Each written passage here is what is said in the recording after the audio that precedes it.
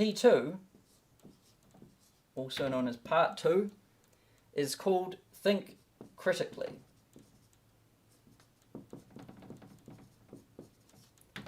Now, thinking critically. So you want to do your own analysis and you don't want to default to what everyone else is doing, right? There's most people in the world, when they need to make a decision, they just look at what everyone else is doing and then they just mimic them, right? It's craziness. Like, if everyone's doing it, doesn't mean you should do it. It's actually kind of a warning sign. Now, you need to be able to do your own analysis and think critically. And to do this, it's very cognitively demanding. And the reason why most people, I think, just copy other people is because they don't have any damn energy left, so they just mimic. So this is why this is part 1, to make sure that you've got the stuff, energy required to think critically. So the first part, or the first one of think critically, is to do your own analysis. Don't just copy crowd, right? If everyone's doing something, it doesn't mean you should do it. First and foremost, right? If you want to achieve anything great, it's going to come from doing something abnormal, right? I am honestly astonished that people haven't figured this one out.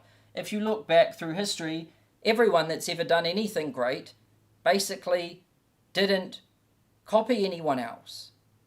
But yet everyone's still copying everyone else. And what's really funny is that, like, some people try to copy me by copying exactly what I do. And I'm like, man, this person doesn't get it. To actually copy me, you would do something different, because that is what I'm trying to do. So if my strategy is to do something different and do my own analysis and not copy other people. So then if someone comes along and copies me and actually thinks they're doing what I'm doing, they're not. They've totally missed it. And the funniest part is they think they're actually copying, right? So do your own analysis. Don't just copy the crowd. Now, in the beginning, imitation, typically imitation comes before creativity, right? Or creation. So don't get me wrong. When you're just getting started, your best bet is to often just kind of learn from others and try to copy their patterns and try to master their ways first before you have the ability to go and create. Because first you have to learn the building blocks. And once you learn the building blocks and you learn the common patterns, then you can start to think of new ways to pattern those blocks, right? And that's when you can truly start to make leaps and bounds. But first, imitation often comes. So starting off by copying templates and learning from people is pretty good. But if you really want to push things, and if you really want to find new levels and really push the frontier, then you need to do your own analysis. And really you should do your own analysis always. And sometimes if that means just copying the person who you think is best to copy, at least you did your own analysis. Most people never do their own analysis, right? Now, another one, or one example I can give you to explain this, is my minimum viable wedding, MVW. Yeah. So when I got married, and here's a photo here, MVW stands for minimum viable wedding. So when I proposed to my wife, and then we were thinking, are we going to have a wedding? At first, my wife was like, yes, we should. And I was like, okay, well, you should get a wedding planner because it's going to be a lot of work. And so she got one, and then she realized that she had to talk to the wedding planner a lot, and it was very demanding. Like, the amount of, it was mostly just the attention and the energy that this beast required to actually have a day where people got some alcohol and some food and got to wear some clothes that were a bit fancier than normal, right? So when that happened, she was like, oh, I don't really know if I want to do all of this. This is really draining. And I was like, well, shit, I definitely don't want to do all of that. That looks really draining. So then we thought, well, should we even have a wedding? And we decided to basically, I did an analysis. I did my own critical thinking. And the process I went through was, well, why? like what things are important, right? Asking why is a key thing. And really, we looked at all of the components of a wedding. So we took a wedding, which is something, and then we broke it out into its constituent parts. Like it's the different parts that come together to form this whole that we call wedding. And the things, we basically looked at all of them and we were like, which ones do we think are valuable and which ones do we think are waste, right? Now, the dress, we were like, okay, yeah, the dress makes sense. And then the ring, yeah, the ring makes sense. The ring, you're going to wear for like a long time. And then the photos, right? And then the location. And then we thought, but what about like all the alcohol, all the food, all the catering, all of that crap? And then what about organizing all of those people and trying to get them into that place? We're like, no, that's not really that important, right? So we really just took these things that we thought were important and we got a good ring, we had a good dress, and we went to a great location, Queenstown in New Zealand, and I rented a helicopter so that we could go like in a helicopter and land on top of some different mountains. And then we got a really good wedding photographer to come along with us, right?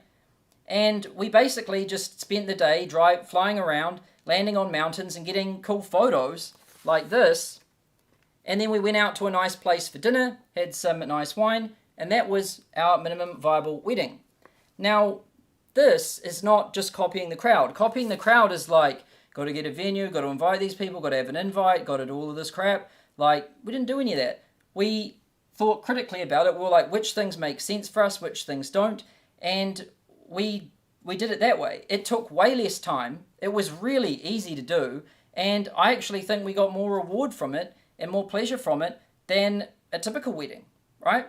Now, that might not be the same for you. You might value other things than what I value, right? There isn't one best way for everything. It depends on you and your situation. So this is what I'm getting at. Think critically and don't just copy the crowd, right? And I gave my minimum viable wedding as an example. A third one would be, well, that's actually an example, but I'll put that as number 2. Then the third one is apply core values or core principles. All right? Now, having core principles is a very helpful thing to have because ahead of time, you make like these decisions about how you want to live your life and what things you value and what things you don't. Once, you do it one time, and then you just stay with integrity from those principles and you stay like true to those principles for the rest of your life, right? So taking some time to really define your principles and the mission that you're on and the goal that you want is extremely powerful. So here is basically what ours are at consulting.com, right? So you can see the mission to collectively educate every human on earth, and then you can see the principles, right? So what, like for example, student obsessed. What's best for the students is what's best for everyone, all right? And then high standards. Great just isn't good enough. Long-term thinking. Lean and frugal, right? Constraints breed resourcefulness. Do more with less. Like be scientific. Reason from first principles. Use data. Test and iterate, right? Question everything. Ask why and hold nothing sacred in the pursuit of truth. So I use these all the time. Even when it comes to my damn wedding, I'm basically questioning everything and being scientific, and I don't really care at all about being conventional. And I would always prefer to be on the side of lean and frugal rather than like extravagant and stupid, right? So these are very, very, very helpful. I highly recommend you take the time to write down like 5 to 10 principles that you really believe in. Because when it comes to making a decision, you can do your analysis and look at all of your different options. Like we could do this, we could do that, we could do that. If we did that, we would be sacrificing this. If we did that, it would be good for this, but bad for that. And you've got all of these different options, all of these different possible paths. And then you're like, which one should we choose? Well, it basically comes down to, well, which core pieces are most important and most valuable to us, or to our company, or to our relationship, or to us as an individual, right? And you're forever screwed if you don't actually know what's valuable for you, because then you can never make a decision, because there's no decisions that are good for everyone always, permanently, forever. Like, different people value different things, and they're trying to achieve different things, right? So this is a huge hack for making decisions. And you can never really grow and scale a big company without principles and a clearly defined mission. Because if you don't have a clearly defined mission, then once you get a lot of people, you can't communicate with all of them all the time, and they all need to be rowing and pointing in the same direction, right? Direction and alignment is hugely important. And if you don't have that clearly defined, everyone's going to start spawning out in different directions. Some directions are going to be the inverse of others. Everything's going to start contradicting itself. It's going to get convoluted, and it's going to just blow up and self-destruct, right? Also, people are going to start making decisions in different ways. In meetings, some people are going to think that profit is more important than the customer. They're like, well, screw those customers. Let's just charge them a lot more, right? Because we can make more money, that more money for us. Someone might think that way. A lot of people think that way. I see it every day. But that's why having something like this is important, because if making a lot more money or doing what's best for the student are options, then I'll always side with what's best for the student, right? And so that way, when you grow a company and a team, everyone knows which one to choose when they approach like that fork in the road. Very powerful. Now, another one is to look, number 4, is to look at decision patterns.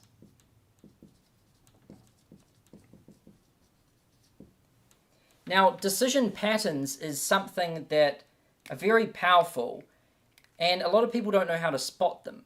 A lot of people are very bad at pattern recognition. They only see things as they are. They don't see that when they see something like this whiteboard or this letter or this number 3, they're just like, oh, that's a whiteboard or that's number 3. They don't look at the space in between the things, right?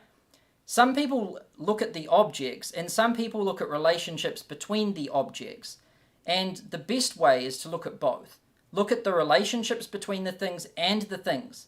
Because sometimes you can spot a pattern of objects, and sometimes you can spot a pattern of relationships, right? Or a pattern of relationships and objects. And this allows you to be way better at pattern recognition. So, for example, with my minimum viable wedding, I approached a fork in a road where there was 2 paths. One was very complex, and the other one, well, basically there was like three basic paths. One was have a complex wedding, because that's what everyone does. And the other one was to have no wedding at all, which seemed a bit extreme. And then the other one was to come up with some new thing, right? Some new species, some new breed of wedding, right?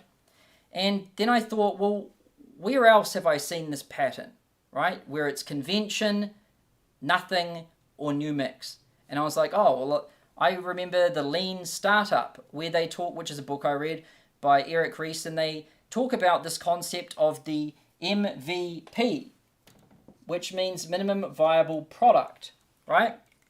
And basically, what they're talking about in that book is how a lot of startups believe they need to build this big, fancy, deluxe, extravagant product for it to add any value to people. And it's basically a death march that people go on, and it requires huge amounts of energy, resources, and everything, and it doesn't really add that much value, and it often ends in failure.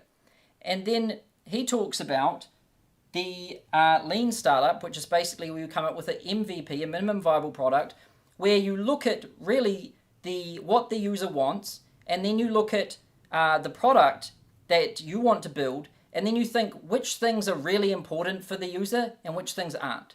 What's value, what's waste, and you start stripping it out, right? You start stripping it back until it's down to something very minimum.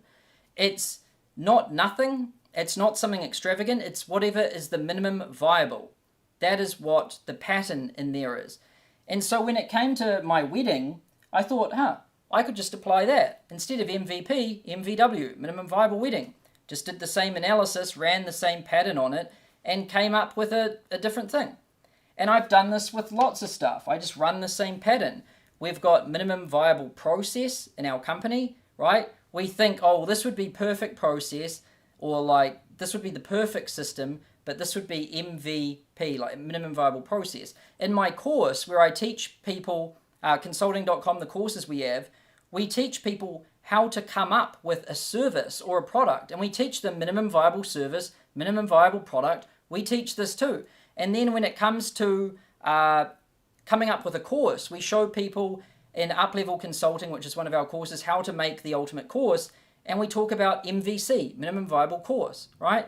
So I learned this pattern once, and it's basically a decision-making pattern. I learned it once, but instead of thinking that only applies to products and startups, no, I took that and I applied it everywhere. I basically took a pattern and extrapolated it out over everything and used it as a model for making decisions.